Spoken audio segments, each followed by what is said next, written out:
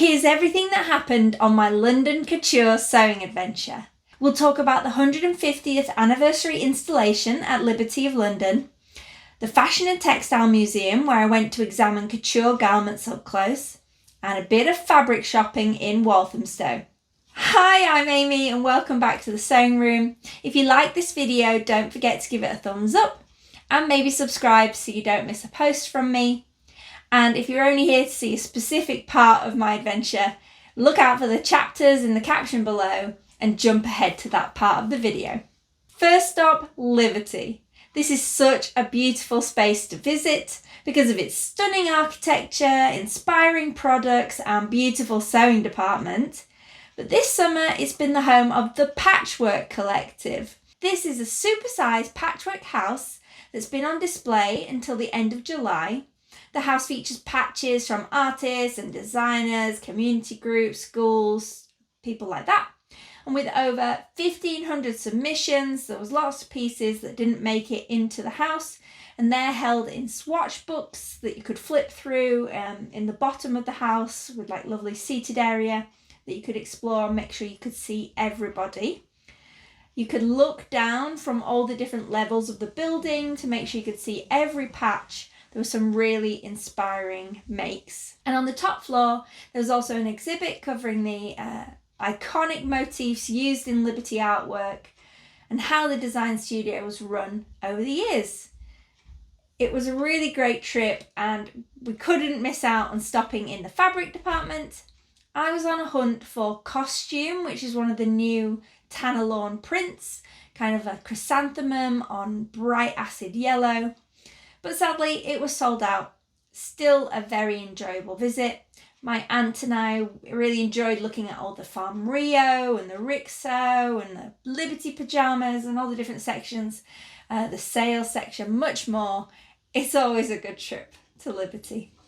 Next up, the Couture Inside Out Workshop at the Fashion and Textile Museum.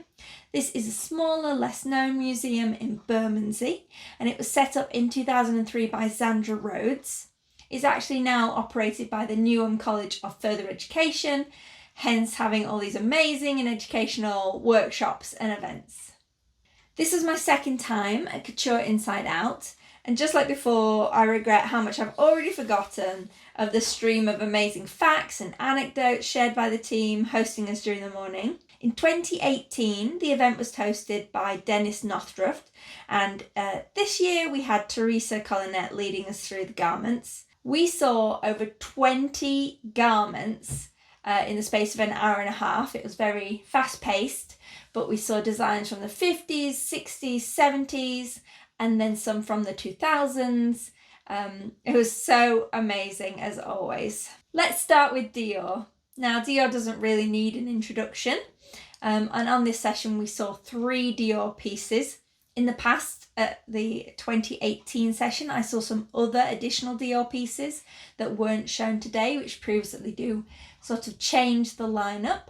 Many Dior couture dresses actually came as 2 pieces worn together, a corset top with a sort of underskirt attached and then a separate overskirt.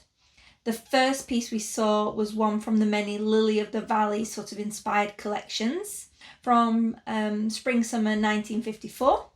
The trim was all made in the Atelier with the flower heads, those Lily of the Valley flower heads, made by hand with fabric stitched into the little balls like hand-stitched clothes to create that effect. Inside, the bodice had steel boning and that was attached to a strong but sort of lightweight mesh, and 2 horizontal elastic tapes zigzagged around the inside to enable the wearer to pull in the corset for the perfect fit. So clever, like amazing internal structure that you wouldn't notice from the outside. The second was from the Spring-Summer 1957 line. I think we said it was the Rococo collection. That was the year Dior died. And it's another 2-part dress where it had an overskirt, and it was all originally in duck egg blue. Sadly, it's now rather faded, doesn't it look quite grey here? The dress had an inbuilt bone corset, again with multiple layers of underskirt and overskirt. The bodice was actually taffeta overlaid with organza, which is embroidered and beaded. The overskirt was a very delicate silk organza, which was again exquisitely timbre embroidered with this scene of shepherds and shepherdesses and pipers. Kind of tells the story of a romance in different panels. The skirt had sort of 5 or 6 underskirt layers and had like a finishing of synthetic horsehair to give it the volume. We also saw one of the Miss Dior dresses designed for Dior's sister, Catherine. She was a French resistance fighter during World War II and a real source of strength and inspiration for her brother. She's like this amazing character who was, you could read all about her life. She is very inspiring. We determined that the fabric was probably cotton organdy over a floral cotton voile with stiffeners used on the pleated trims, and horsehair was hidden into the layers to maintain that volume. A very pretty dress that is actually got a lot of secret construction, clever construction to it. A popular piece that was there in 2018 and returned again this year was the Balenciaga tree bark effect velvet coat. This is a green velvet quilted saddleback coat from the mid-1960s. The buttons were all hand knotted ribbon and they actually look more like brooches. The collar was cut on the bias and attached directly to the neckline. Sackback styles have no darts. Balenciaga had already found fame with the sack dress and then later increased that into the egg coat. But this sort of opera coat sits in the middle. It was boxy, but very wearable still without darts. And then the pockets and bound buttonholes featured that same velvet as the main body, but it was kept unquilted and the pile was shaved down to create a solid effect for those areas. Amazingly clever. And we got to talk through about some recent repairs that had been done to the coat and what was actually inside. We saw photos of what it looked like on the inside with all that amazing quilted work. Bill Gibbs was a new to me designer and we got to see one of his iconic leather pieces from 1972. It was his debut collection and this was the brown leather bee jacket dress. The collar is exaggerated and wide, the sleeves are full with a little cap at the top and then they narrow down to the wrist. The jacket buttons to close are with flower embossed silver metal buttons and their silver painted chrysanthemums sit on either side of the buttons. On the upper bodice, that's actually a bee done in the same silver painting, hence the name of the bee jacket. They've actually been painted separately, cut out and then mounted on top. There's 8 panels of leather sewn together with all the trailing flowers and details. The whole jacket dress is fully lined in a silky rayon. André Courrèges was a designer heavily influenced by modernism and futurism, and he made the most of exciting new fabrics that were being designed at the time. But we got to examine a blue dress in a thick jersey fabric with white plastic details. It was from around 1966. The pockets were actually fully functional, if a little small. The fabric was a bonded knit with a blue front and burgundy reverse. And the main body of the dress was also lined. Then there was this backing to the plastic trims to sort of prevent them rubbing on the skin, and a deep burgundy hemband. That's not the same shade of the knit fabric, if you see. So I think we all thought it looked as though the hem had been dropped at some point. You could see a slight change in colour at the lower portion of the hem. We think it had been let down and then this hemband been used to create to get as much length out of it as possible. Next was a Courrèges white jacket or coat, which was white with plaid details like the pockets, collar and vent. It had perfect top stitching and rows of even buttonholes. Courrèges was known for using lots of white in his collection, and this piece had stayed pretty clean and pristine for its age. I couldn't find an image of a model wearing this jacket, but I found an image of Mia Farrow in what looks like the sort of mirror twin of this jacket. You see everywhere that is white on the jacket I saw is in the plaid that looks like the same plaid, and all those same details, the same shape. I thought it was quite a good match, don't you? Next up is Chanel. We saw this amazing little cream boucle wool two-piece. So it's a boxy style top with a zip up back, little pockets and chain detail trim, and that came with a matching box pleated skirt, which was designed definitely to be worn together. On that skirt, actually, all the box pleats were stitched in position, so they didn't actually move around too much. And then they lined up with, you see the lines in the pockets, it all lines through and matches in the skirt, making the perfect two-piece combo. In typical Chanel style, the top was chain weighted at the hem to help keep its shape, make it hang properly. The bottom of the jacket chain was all hand stitched in place. And the very simple design has like extra drama with all that gilt chain detail at the neckline and the cuffs.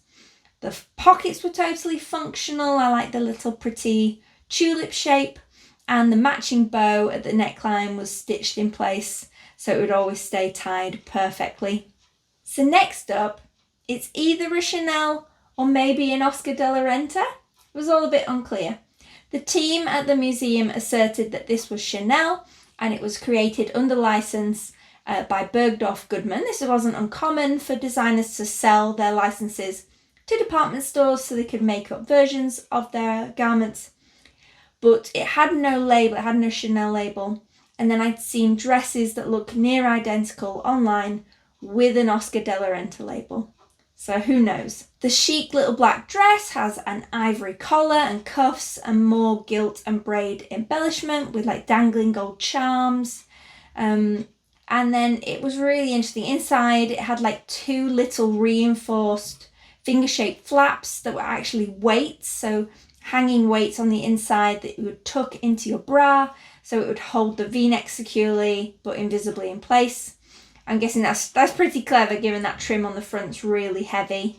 And then we were looking at maybe the cuffs and collar had been removed for cleaning at some point because they seem to be tacked back in place.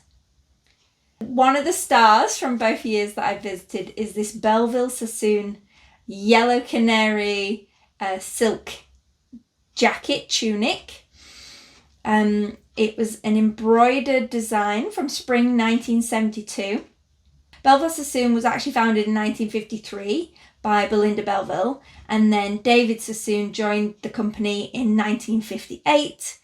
They were heavily inspired by Chinese culture. You can see that in the overall look.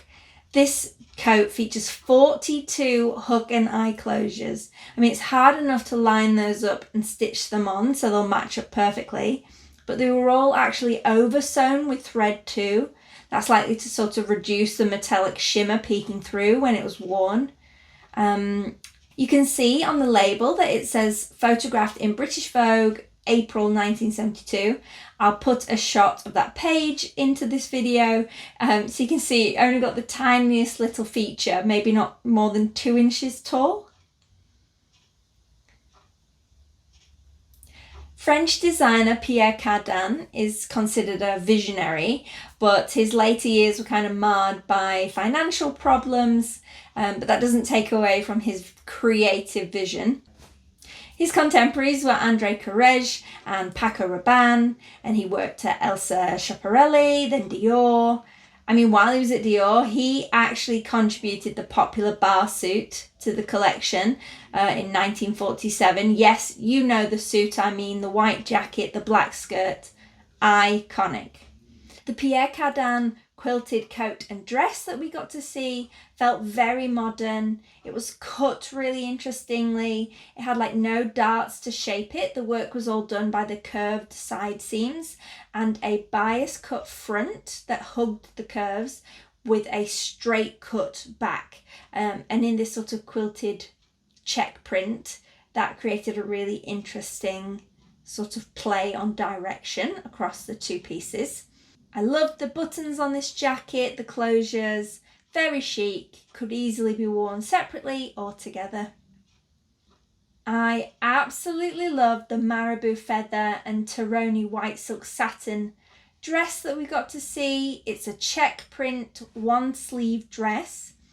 They didn't have an exact date, but there's a similar one shoulder mini dress in the autumn winter 1967-1968 collection. It was fabulous.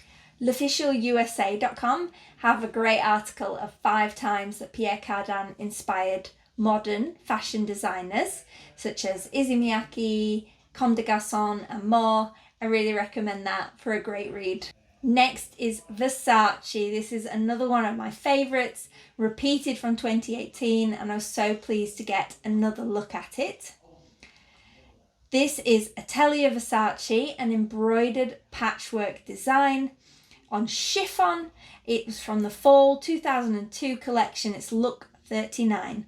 And it features neon pastel shades of chiffon, embellished with beaded insects and birds and flowers, and of course the words Atelier and Versace in extravagant 3D gold work and beaded embroidery. There's a small lace ruffle at the deep plunging neckline, and the most delicate zipper fastening inserted into the side seam.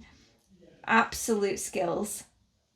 There's a huge thigh-high leg split that makes it a very sexy silhouette. I most definitely need a dress with beaded silver bows on it after this. So inspiring. Ossie Clark. We had such a lovely story to accompany this Ossie Clark 2-piece set of a tunic and pair of long flared trousers.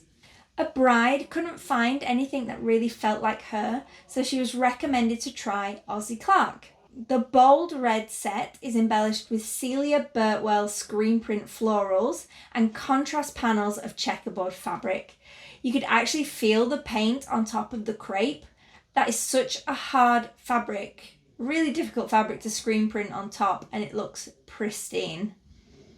The wide leg trousers were printed only at the hem, and the neckline of the tunic was finished with simple black buttons. We joked that the bride could have taken off her trousers for the evening do and had a sweet little mini dress for the evening party. All the pleats under the bust were top stitch in place with a few inches of stitching and then free to swing below that. So it was such an interestingly constructed 2-piece. We also got to see a Pierre Balmain beautiful navy dress. No one could pinpoint what this fabric was. It was incredibly stiff, almost like basket weave or an outdoor furnishing fabric. And it featured lovely bell sleeves with this velvet cutout trim detail that was on a separate layer to create an illusion of light and shadow as you looked through the cutouts. And then those cutouts were repeated on the hem of the skirt. Such a chic little dress, but maybe not so comfortable to wear. I've added a little bonus of a sneak peek at this Sybil Connolly dress. This photo of Sybil is by Jack McManus, who was the Irish Times photographer at the time of taking the picture. In the 1950s, the Irish fashion designer Sybil Connolly created a completely unique hand-pleated linen technique that made her iconic. It's using handkerchief linen manufactured by Spencer Bryson, and then 9 yards of material would go in to create 1 yard of the pleated linen. Handkerchief linen is the only linen lightweight enough for this effect, and it gave her the name the Dior of Dublin. Her haute couture creations were celebrated by famous people like the First Lady Jackie Kennedy. She wore a pleated linen skirt in one of her official portraits in 1970. And she became famous throughout the 50s and 60s for this design, and then it extended on into the 1970s. She was very protective of her technique. Good on her. She wouldn't teach people how to do it, and she said, I'm going to take this secret to my grave. We also had a brief look at a Lacroix, Christian Lacroix. The team called it the Mad Dress. I think you'll be able to see why. It has sheer cups an enamel shoulder piece with gold chain details hand-stitched onto the bodice. It had a mix of prints and colours and weights of fabric, and that pleated orange swag was so beautiful up close. It was from the Autumn-Winter 2000 to 2001 collection. It's sort of a mix of Baroque meets 80s playfulness. In 2018, I got to see the dress that Halle Berry wore to collect her Oscar by an Israeli designer called Eli Saab. I spotted it on the rack at the 2025 event, even though they didn't get a chance to pull it out for us to have a look. It's a spectacular gown with draped red silk taffeta skirt and strategically embroidered red mesh bodice. There's no boning or underskirts at all, and the bodice is essentially a bodysuit with loop closure at the neck and fasteners between the legs to hold it in place. The embroidery had all been made separately and then appliqued onto the mesh to cover the bust. The third part of my visit to London involved fabric shopping. If you come to London specifically for fabric shopping, I generally recommend going somewhere fun like Liberty, which is quite an experience, or going to Goldhawk Road, which is a long stretch that has fabric shops on each side of the road so you can really maximise your visit. Goldhawk Road also has lots of lovely cafes and coffee shops so you can refuel as you go along, and there's some amazing bargains to be had. I didn't have time to go to Goldhawk Road this time, so I went to another favourite, which is Walthamstow Market. This long street has a market down the middle that's there every day, and it includes the man outside Sainsbury's, effectively known as TMOS. His fabric store can be a great place to find dead stock fabric from ready-to-wear shops, and there's a section of like fancier fabrics too. I nearly bought this lemon print crepe, but in the end I kept walking. There are a number of fabric shops on either side of the street. These are mostly African wax print and beaded laces, etc. But at the end of the street is one of my favourites, Saeed's. It's a lovely shop with fun decor, chandeliers and wallpaper, and it's actually 2 big long rooms. I found some great pieces here in the past. I ended up having a lovely chat with Saeed and got so distracted that I nearly missed my train. But let me show you what I got. This textured red is a silk cotton mix, and can you believe I got it for £3 a metre. It's got a beautiful drape, and I got 3 meters for something fabulous with gathered tiers. It's incredible. It was reduced from £20, and I was so incredibly torn between a mint colourway and the red. I think I should have bought them both at that price. I don't know what I was thinking, but the red is definitely one that I'm going to wear more often. Because I needed to hit the minimum card price, which is £10, and that was only £3 a metre, I thought I better buy something else. And I found this lovely hot pink cotton lawn.